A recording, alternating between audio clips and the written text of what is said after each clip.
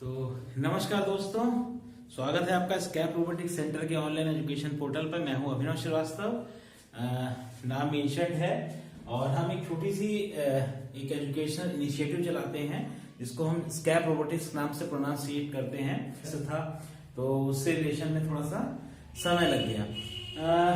हमारा जो सेंटर है स्कैप रोबोटिक्स ऑलरेडी मेंशन्ड है यहाँ पर देखिए, ठीक है। मेरा नाम अभिनव श्रीवास्तव है और सब्सिक्वेंट जितने भी आपके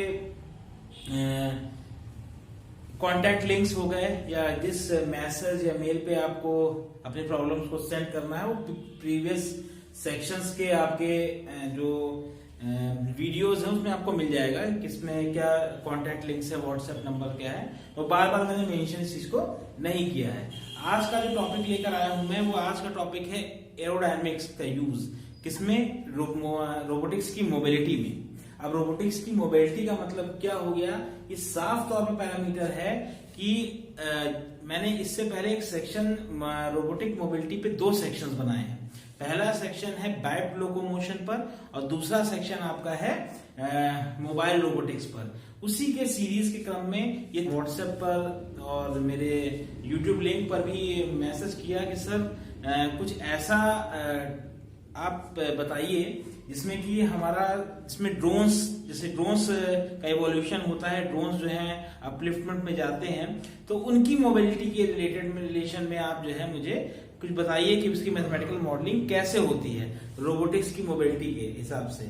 मतलब अभी तक मैंने बाइट लोकोमोशन पे बनाया था वीडियो ये, और आपका मोबाइल रोबोटिक्स बनाया था जिसमें कि मैंने कई तरह की डिफरेंशियल ड्राइव मैकेनिज्म बताई थी।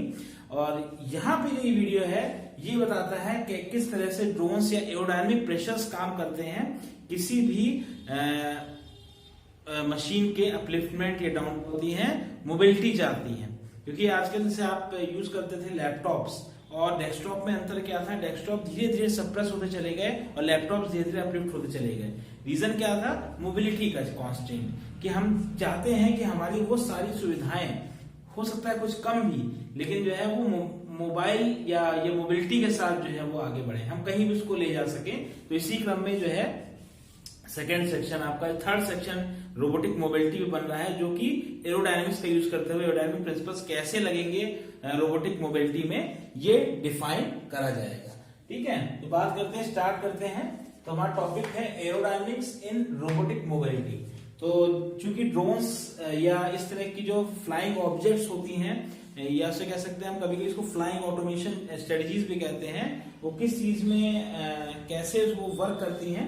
तो यहाँ पर उस चीज का एक छोटा सा स्नैपशॉट दिया है मैंने। छोटा सा स्नैपशॉट मतलब कि आपको बेसिक आपको ये समझ में आ जाए कि हाँ सर ये किस तरह से ये काम करता है। ठीक है, डिटेल वर्जन के लिए आपको तो हमसे आपको कांटेक्ट करना पड़ेगा, हमारे साथ एनरोल होना पड़ेगा, क्योंकि ये एक बहुत बड़ा एक वास्ट टॉपिक है। ठीक है, ये जो आपका robotics and industrial automation, basically इसमें रोबोटिक्स सेक्शन जो है ये एक बहुत बड़ा वास्ट टॉपिक है। तो इसको एक छोटे से 5-10 मिनट के एक इंट्रोडक्टरी लेक्चर में खत्म नहीं किया जा सकता, लेकिन मैंने कोशिश की है कि कुछ पॉइंट्स आपको कवर हो इसमें और आप क्लियर हो जाएं कि हाँ भाई किस तरह से ये वर्क किया जाता है और किस तरह से एक रोबोट जो है या एक इंडस्ट्रियल ऑब्जेक्ट जो है वो फ्लाइंग कैपेबिलिटीज को अटेन करता है। ठीक है, तो सबसे पहले इसमें आप देखिए, तो अगर मैं छोटा सा एक एयर फॉयल, यहाँ पे हर चीज की जो डेफिनेशन होगी वो एयर फॉइलिंग से होगी। एयर फॉइलिंग मतलब एक ऐसा पीस ऑफ ऑब्जेक्ट जो फ्लाइंग करने के लिए बना हुआ है। ठीक है, तो एयर फॉइल की बात करते हैं, है एक ऐसा ऑब्जेक्ट का पीस है जो कि आपका फ्लाई करने के लिए कंपैटिबल है। तो ये that is the flying piece. ठीक है, इसमें बेसिकली फोर्सेस कौन कौन से लगते हैं इसकी एनालिसिस होगी और क्या क्या चीजें ड्राइव की जाती है मैथमेटिकली, इस पर के हमें ध्यान देना है। तो इस छोटे सेक्शन में मैं ये बताना चाह रहा हूँ। तो यहाँ पे देखिए, इसमें ये जो फॉयल है इसमें सबसे पहला होता है glide angle. This is called the glide angle. ठीक है, ग्लाइड एंगल मतलब जितना वो लिफ्ट किया है वो ऑब्जेक्ट, तो उसको मोटा मोटा ग्लाइड एंगल कह लेते हैं। उसके बाद इसमें सबसे इंपॉर्टेंट दो चीजें होती है, लिफ्ट और ड्रैग, और दोनों में अंतर पता होना बहुत जरूरी है। क्या होता है लिफ्ट, क्या होता है ड्रैग। लिफ्ट मतलब जो ऑब्जेक्ट जितना लिफ्ट किया, ड्रैग मतलब जितना ऑब्जेक्ट उस लिफ्ट होने के ड्यूरेशन में जितना ऑब्जेक्ट चला आगे, वो ड्रैग में आता है, ठीक है। क्योंकि जब कोई ऑब्जेक्ट लिफ्ट करेगा तो डायरेक्टली जमीन से लिफ्ट करने की जो फिलॉसफी होती है, हम कह सकते हैं उसकी जो मैकेनिज्म होती है थोड़ी सी अलग होती है, जो हेलीकॉप्टर्स में आजकल बहुत ज्यादा राफ्टर्स में देखी जा रही है। उसमें क्या होता है, डायरेक्टली हॉरिजॉन्टल वर्टिकल लिफ्ट होता है। अभी हम वर्टिकल लिफ्ट की बात नहीं करते हैं, अभी हम मान चलते हैं कि एक ऐसे फ्लाइंग ऑब्जेक्ट रनवे पे चल के तब वो किया है, लिफ्ट किया है, तो ये आपका लिफ्ट हो गया, वो ड्रैग हो गया। उस केस में ड्रैग 0 हो जाता है, तो ये ड्रैग हो गया। तो एक लिफ्ट पैरामीटर होता है, एक ड्रैग पैरामीटर होता है। अब एल्टीट्यूड का कैलकुलेशन कैसे होगा, सिंपल सा एक हमने लगाया है, बेसिक ट्रिग्नोमेट्री लगाई है। हमने क्या किया है, tan थीटा इक्वल्स टू क्या, एक वैसे इस ट्राइंगल में अगर हम ट्रिग्नोमेट्री लगाते हैं तो हमें क्या मिलता है, ये मिलता है tan theta is equals to क्या होता है, h by glide distance. tan theta अगर ये थीटा एंगल थीटा है तो ये एंगल भी थीटा होगा, tan theta perpendicular by base, तो h बाई जो आपका ग्लाइड डिस्टेंस, कितनी देर तक रनवे पे चला या उतना जितना कवर किया उसने हॉरिजॉन्टल डिस्टेंस, तो वो ग्लाइड डिस्टेंस आप इस तरह से निकाल सकते हो h बाई tan थीटा, क्योंकि ये h क्या होगा, ये h हो जाएगा परपेंडिकुलर और ग्लाइड डिस्टेंस हो जाएगा बेस, ठीक है। तो ये आपका, तो ग्लाइड डिस्टेंस इधर चला जाएगा और tan थीटा इधर आ जाएगा, तो आपका जो ग्लाइड डिस्टेंस मिल जाएगा h बाई tan थीटा। लेकिन यहाँ पे इंपॉर्टेंट बात क्या है कि जो tan थीटा है, ये tan थीटा भी जो है वो एक मैथमेटिकल सिनेरियो से निकलता है, दैट इज tan थीटा हमेशा याद रखिएगा drag distance upon lift distance के बराबर होता है। तो tan थीटा मतलब tan of the glide angle, that is the glide angle, ठीक है। तो tangent of the glide angle is equal to drag distance, इतना ड्रैगिंग हुई d अपॉन l। यहाँ उसको हम जब इस फॉर्मूले को यहाँ रख देते हैं तो आपका h into l by d, that is the glide distance निकल आता है। ये बेसिक पैरामीटर है किसी भी एरोडायनेमिक्स का, ठीक है। फिर बात करते हैं, अब आते हैं कि एक फॉइल जो आगे बढ़ रही है उसमें कई तरह के फोर्सेस लग रहे हैं। तो फोर्सेस कौन कौन से लग रहे हैं, तो पहला फोर्स जो होता है P, that is the air pressure act normal to the surface. अब देखिए एयर प्रेशर जो लगता है वो कभी ये मान लीजिएगा जो बॉडी आपकी है, जो जिस बॉडी से जिस तरह से वो मशीन जा रही है उसकी बॉडी कर्विकल भी हो सकती है, फ्लैट भी हो सकती है। इसीलिए हम बाय मैथमेटिकल प्रिंसिपल हम मानते हैं कि जो प्रेशर होता है वो परपेंडिकुलर लगता है, acts normal to the surface. This the air pressure acts normal to the surface body, तो that is the air pressure हम मानते हैं। यहाँ this is the air friction. अब एयर ये प्रेशर है और ये फ्रिक्शन है, ठीक है। इसको V इनफाइनाइट से हम डिफाइन करते हैं, and that is the torque, that is the shear stress due to V infinity. This air friction velocity, ये जो V है एयर फ्रिक्शन वेलोसिटी, इसको मैंने डिफाइन भी किया है, that is free stream velocity भी कहा जाता है इसको समटाइम्स, ठीक है। तो इसको जो है ये हमेशा ये जो शियर स्ट्रेस लगता है ये ड्यू टू V इनफाइनाइट लगता है, acts tangential to the surface, ये सरफेस की टेंजेंशियल माना जाता है, ठीक है। अब देखिए ये हमने जो आप कहोगे हमेशा नॉर्मली लगेगा, हमेशा टेंजेंशियल लगेगा, तो इसका पैरामीटर क्या है, तो पैरामीटर ये जो पैरामीटर्स डिफाइन किए गए हैं ये कैलकुलेशन के पर्पस के लिए डिफाइन किए गए हैं कि इनसे हम जो निकालते हैं उनकी जो वैल्यू आती है वो नियर टू एक्यूरेट आती है, ठीक है। हमेशा याद रखिए सबसे पहले जब कोई मैथमेटिकल फॉर्मुलेशन होता है सबसे पहले एक्सपेरिमेंट्स होते हैं, एक्सपेरिमेंट्स के बाद रिजल्ट्स आते हैं, फिर इसकी मैथमेटिकल मॉडलिंग की जाती है कि ये रिजल्ट्स इन डिवीजन या मल्टीप्लिकेशन से आए हैं, ठीक है। तो सबसे पहले एक्सपेरिमेंटेशन होगा, एक्सपेरिमेंटेशन के बाद आपका मैथमेटिकल मॉडलिंग होगी। तो जब करके देखा गया तो जो नंबर्स आए इन जो ये V इनफाइनाइट के नंबर्स, इससे मैक नंबर निकल के आया, रेनॉल्ड नंबर निकल के आया, डायनामिक प्रेशर कैलकुलेशन निकल के आई, ठीक है। इसके अलावा drag coefficient, moment coefficient, lift coefficient and pressure coefficient, इनकी जो वैल्यूज निकल के आई वो इनके हिसाब से जो हमने P को नॉर्मल लिया था, शियर स्ट्रेस को टेंजेंशियल लिया था, इसको सेटिस्फाई कर रही थी, ठीक है। अब बात करते हैं तो सबसे पहले जो एयर प्रेशर नॉर्मल लगता है और शियर स्ट्रेस हमेशा टेंजेंशियल लगता है एयर फ्रिक्शन पे, ठीक है। अब यहाँ पे बात करते हैं कि फोर्सेस की एनालिसिस, आखिर अगर कोई भी ऑब्जेक्ट अपलिफ्टमेंट की कोशिश कर रहा है, कोई मतलब ऑब्जेक्ट एक अपलिफ्टमेंट में जा रहा है, तो उसमें जो फोर्सेस, ये जो ऑब्जेक्ट है this is air foil starts lifting, ठीक है। जब एयर ये जो आपका एयर फॉइल है धीरे धीरे लिफ्ट कर रही है, जो लिफ्ट कर रही है उसमें कौन कौन से देखिए फोर्सेस, मूलतः फोर्सेस बता रहे हैं, फोर्सेस और भी होते हैं। एक तो लिफ्ट हमारा ड्रैग हमारा, यहाँ पे लिफ्ट और ड्रैग था। दूसरी बात, ये जो आपका लिफ्ट होता है वो हमेशा एयर फ्रिक्शन के जो एयर उसके परपेंडिकुलर लिया जाता है। लिफ्ट ये हमेशा कंसीडरेबल है कि जो लिफ्ट होगा वो एयर फ्रिक्शन के परपेंडिकुलर लिया जाएगा, और ड्रैग जो है जितना वो जो है आगे उसको लिफ्ट करने में जितना हमारा जितना हॉरिजॉन्टल डिस्टेंस कवर हुई वो आपकी आती है ड्रैग में। लेकिन अब यहाँ पे एक बात इंपॉर्टेंट बहुत सी चीज है कि ड्रैग को हमने अपोजिट में क्यों लिया है, क्योंकि ड्रैग जो है, क्योंकि आगे की तरफ यहाँ पे अगर इससे बात करें तो ये थ्रस्ट लगता है, ठीक है, और इस थ्रस्ट का रिजल्टेंट ही ये ड्रैग होता है, ठीक है। इसीलिए हमने ड्रैग को इस डायरेक्शन में यहाँ पे लिया है, क्योंकि जब आगे लिफ्टमेंट के लिए बॉडी आएगी तो थ्रस्ट भी होगा, और न्यूटन्स के थर्ड लॉ से एक्शन रिएक्शन से आपका कोई ना कोई फोर्स जो आज जब कोई बॉडी चल रही है तो उसके आगे और पीछे इक्वल अमाउंट ऑफ फोर्सेस लगे होंगे, तभी वो जो है एक फ्री स्टेट में बढ़ पाई। तो चूंकि यहाँ थ्रस्ट लगा है इसलिए ड्रैग का जो है हमने ये लिया है डायरेक्शन। अब इस लिफ्ट और ड्रैग का भी एक नॉर्मल एक रिजल्टेंट है, दैट इज R1, ठीक है। इस लिफ्ट और ड्रैग का रिजल्टेंट को हमने R1 माना है। एक फोर्स और भी लगेगा, वो होगा एक normal N, that is the normal component of force due to airfoil. इस एयरफॉयल के अपने वेट या जो भी मान के चलिए उसका एक नॉर्मल कंपोनेंट लिया जाता है, और एक उसके बॉडी कॉर्ड के अक्रॉस कंपोनेंट लिया जाता है, that is the A component. कैसे लिया जाएगा वो आगे जब आप थोड़ा सा उसके बारे में डिटेल पढ़ेंगे तो पता चल जाएगा, ठीक है। अब ये इस N और A का रिजल्टेंट दैट इज R2, ठीक है। अभी दो रिजल्टेंट देखिए फॉर्म लग रहा है, एक R1 एक R2। हमारा उद्देश्य क्या होता है, अब यहाँ पे ये चीज बताना जरूरी इसलिए भी है क्योंकि हमारा उद्देश्य है कि हमें सेंटर ऑफ प्रेशर को यूनिक रखना है, ठीक है।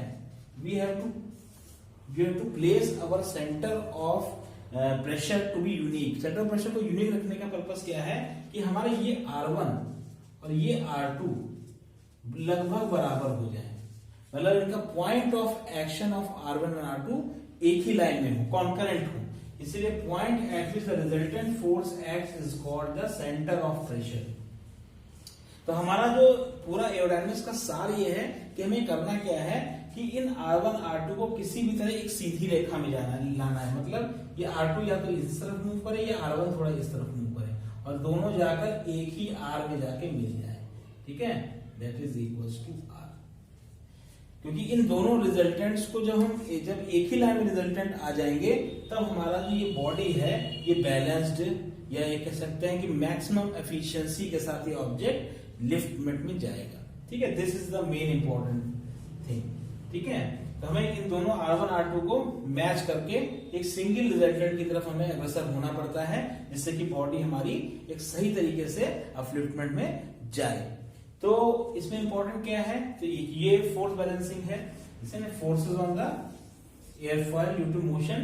तो ये हमारा एक सबसे बड़ा टास्क रहता है एरोडायनामिक्स प्रेशर एनालिसिस में कि हम किस तरह R1 R2 को बैलेंस करें। इसके बाद कुछ पैरामीटर्स होते हैं मैथमेटिकल एनालिसिस के लिए, जिसमें कि आप देखते हो मैक नंबर, अक्सर ये सब चीजें देखी जाती हैं।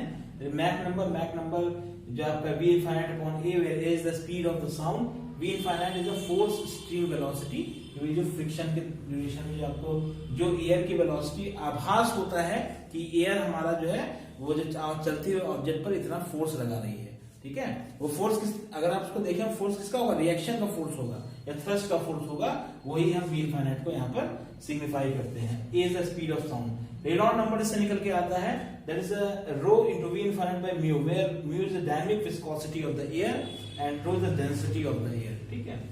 डायनामिक प्रेशर कैलकुलेशन भी किया जाता है, that is Q infinite dynamics को डायनामिक प्रेशर कहते हैं, this is called the dynamic pressure, ठीक है। इसकी वैल्यू होती है half rho infinite V infinite square, where rho infinite is the free steam density. अब ये सब चीजें टर्म्स हैं, फ्री स्टीम डेंसिटी क्या होता है, ठीक है, और फ्री स्टीम वेलोसिटी कैसे हम निकालते हैं, स्पीड कैलकुलेशंस कैसे करते हैं, वो आगे के सबसीक्वेंट टॉपिक्स हैं। जो थोड़ा सा अगर आप एरोडायनामिक्स में या मोबाइल या एरियल रोबोटिक्स में थोड़ा सा आगे बढ़ेंगे तो उसमें आपको पता चलेगा। अब इन्हीं सब के कॉन्सेप्ट्स के साथ ही जब ये सब कॉन्सेप्ट पढ़ लिए जाते हैं, उसी से हमने एक टर्मिनोलॉजी निकाली कि वर्टिकल लिफ्ट कैसे की जाएगी। हम इसको ड्रैग को मिनिमाइज करना चाहते हैं, क्योंकि ड्रैग के लिए हम क्या करते हैं, स्पेशली स्पेस एलोकेट करते हैं कि भाई इतनी छोटी जगह में कोई चीज लिफ्ट नहीं हो पाएगी, थोड़ा जगह बढ़ाओ जिससे कि ड्रैग भी मेंटेन हो पाए, ठीक है। लेकिन आगे चल के हम क्या करते हैं, अब जो जिससे एडवांसमेंट हुए पहाड़ी एरियाज है वहां पे आपके एरोड्रोम्स में इतनी जगह नहीं हो सकती है, तो हम क्या कर सकते हैं छोटे से एरिया में भी हम उसको लिफ्ट कैसे करें। तो इन्हीं सब जो कॉन्सेप्ट से मिलकर जब वो कॉन्सेप्ट भी आएगा, जब हम किस तरह ड्रैग को, अगर इसी चीज में हम ड्रैग को 0 कर दें या डी को 0 कर दें, दैट इज द ड्रैग को 0 कर दें, तो हमारा कैसे हमारी स्पेस बचेगी। तो वो जब ये कॉन्सेप्ट आए हैं उसके बाद ही वो कॉन्सेप्ट आया है। तो वो कॉन्सेप्ट पढ़ने के लिए, वर्टिकल लिफ्ट पढ़ने के लिए आपको इन कॉन्सेप्ट को पढ़ना पड़ेगा, तभी उसको ड्राइव कर पाओगे उनकी इक्वेशंस। ठीक है, dynamic pressure calculation, this is the formula for that. Drag coefficient, अब इस ड्रैग कोफिशिएंट देखिए आप जो कैलकुलेट किया है, इस ड्रैग कोफिशिएंट को मिनिमाइज करेंगे जब CD is directly proportional to drag D। तो जब ड्रैग D को कम करना है, वैसी बात है ड्रैग कोफिशिएंट जब कम होगा तो ऑटोमेटिकली हम वर्टिकल लिफ्टिंग की तरफ जाएंगे। ठीक है, CD क्या होगा, D by Q infinite into S। S is the reference area, जिस रेफरेंस एरिया के जिस पीस ऑफ मेटल के सरफेस को उसको हमें उठाना है उसका रेफरेंस एरिया है, this is the important thing. ठीक है, next is the moment coefficient, कितना मोमेंट डेवलप हो रहा है, जब कोई फोर्स टॉर्क लग रहा है मोमेंट, ऑब्वियसली बात है मोमेंट क्या होगा, बेंडिंग होगा। तो उस बेंडिंग को किस तरह यूटिलाइज करना है हमें, जैसे यहाँ पे बेंडिंग को यूटिलाइज किया गया अपलिफ्टमेंट के लिए, this is the moment upon Q infinite to S into L, where L is the characteristic length। characteristic length एक टर्मिनोलॉजी इसमें होती है कि कैरेक्टरिस्टिक की ओरिजिनल लेंथ से कितना वेरी करेगी हमारी आभासी लेंथ, जो भी चीज और जब उठ रही है तो क्या होगा उसमें एक तरीके का वर्चुअल, जैसे कह सकते हैं वर्चुअल इलोंगेशन, जैसे कि आपका हीटिंग में होता है, हीटिंग इफेक्ट होता है, वैसे इलोंगेशंस भी उसमें होते हैं। तो इलोंगेशन जो उसको कैरेक्टराइज किया जाता है वो कैरेक्टरिस्टिक लेंथ के मीडियम से किया जाता है। इसका अपना फॉर्मुलेशन, जैसे कि आपने थर्मोडायनेमिक्स पढ़ा होगा कि रेजिस्टेंस जो है वेरी करता है, RT = R1 + alpha × delta T के फॉर्म में, वैसे कैरेक्टरिस्टिक लेंथ ओरिजिनल लेंथ से डिफर होती है। ठीक है, इसी तरह लिफ्ट कोफिशिएंट, इसको हमें बढ़ाना है। लिफ्ट कोफिशिएंट हमेशा जो लिफ्ट कोफिशिएंट उसको बढ़ाया जाता है और ड्रैग कोफिशिएंट को कम करने की कोशिश की जाती है अगर वर्टिकल लिफ्ट और वर्टिकल लिफ्टिंग के लिए। ठीक है, तो L इज द वही आपका लिफ्ट है, Q इनफाइनाइट आप पहले से आप डायनामिक प्रेशर कैलकुलेशन में डायनामिक प्रेशर है, this is S is the reference area. हम जो है वो एक हमारी एरोडायनामिक फोर्सेस का कैलकुलेशन किस तरह करते हैं कि हम जो है किसी भी चीज को कितने ही वेट की चीज हो हम अपने से उसको सरफेस से उठा सकें। तो this is our main thing कि मोबिलिटी को अचीव करना एरियली, मोबिलिटी को अचीव करना किसी हाइट के लिए। ठीक है, क्योंकि अब जैसे आप देख रहे हैं समय के साथ क्या हो रहा है कि आपका horizontal distance covering traffic analysis में भी उसका एफिशिएंसी कम हो जाती है, तो उसको एयरली या हम उसको एरोडायनामिकली उठाकर लैटिट्यूड पे लाकर तब ट्रेवलिंग अगर करेंगे तो हमारी ट्रेवलिंग फास्टर होगा और सेफर होगा। इस सेंस में देखा जाए तो उसको फास्टर तो होगा लेकिन सेफर बनाना हमारा काम है एज एन इंजीनियर। तो आपको क्या करना पड़ेगा, उसमें कई तरह के फोर्सेस का आपको एनालिसिस करनी पड़ेगी। तो उन फोर्सेस के एनालिसिस ही ये चीज है, that is the aerodynamics, elements of aerodynamics under the robotics in mobility. ठीक है, मोबाइल रोबोटिक्स के अंदर एरोडायनामिक्स के फोर्सेस की एनालिसिस, उनके एलिमेंट्स की एनालिसिस, कई तरह की चीजें होती है। इसमें बहुत चीजें आती हैं, अभी इसमें स्टॉल्स भी आते हैं, स्टॉल्स के स्पीड कैलकुलेशन होगा। ठीक है, और कई तरह के मेथड्स हैं, कई तरह के पैरामीटर्स हैं। कुछ पैरामीटर्स में लाया हूं, जैसे कि आपका इसमें सबसे पहले होता है मेजरमेंट ऑफ एयर स्पीड। ठीक है, high air speed indicators, air speed correctors, the Kutta Joukowski theorem होती है, linear momentum principle, flow separation, concept of lift and stalls and calculation of the stall speeds, factors affecting lift, concept of slat and slot, SLAT, slat and slot, and wing tailoring. This is the important parameters that are used to identify the aerodynamic elements inside the robotic mobility.